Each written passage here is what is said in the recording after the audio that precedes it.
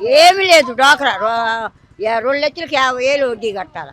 ఇంత ఏం లేదు. మహిళలకు రుణం కూడా మాఫీ చేస్తామని ఏం లేదమ్మా, ఏం చేయలే. 1500 కూడా ప్రతి నెల ఇస్తామన్నారు. అది లేదు, పోస్ట్ ఆఫీసులు అయ్యగాళ్ళు లేవు. మళ్ళీ చచ్చిపోయిన వాళ్ళకి ఎల్ఐసీని గడుచుకున్నారు. మా చేత 10 మంది అయ్యగాళ్ళు లేవు. ఆయన ఏమంటున్నారంటే 2.66 లక్షల కోట్లు చాలా డబ్బులు అవుతున్నాయి, మీ 18 నెలల్లో కూడా ఖజానాలో డబ్బులు లేవు, కొద్దిగా ఆగమంటున్నారు. ఏమంటారు దీనికి? ఆగుతారా? ఇంకా ఏం ఆగుతాం, ఏం ఏం అడగట్టాలి, మానేస్తాను డ్వాక్రా కాడ. పెన్షన్ ఇచ్చే సమయంలో ఏదైనా ఇంటి పన్ను కట్టమని అడుగుతున్నారా? పెన్షన్ డబ్బులు అయ్యేం లేదు. అయ్యే పెన్షన్ 4,000 ఇస్తాను కరెక్ట్గా, ఇంటికే వచ్చేస్తాను. కొంచెం రైతులు సంక్షోభంలో ఉన్నారన్నారు, మరి పనులు ఎలా జరుగుతున్నాయి? చాలా వరకు తుఫాన్ల ఎఫెక్ట్ ఉంటుంది. అన్ని పెరిగిపోయినాయి రేట్లు, కూరగాయలు కానీ బియ్యం కానీ బతకడానికే లేదు మాకు.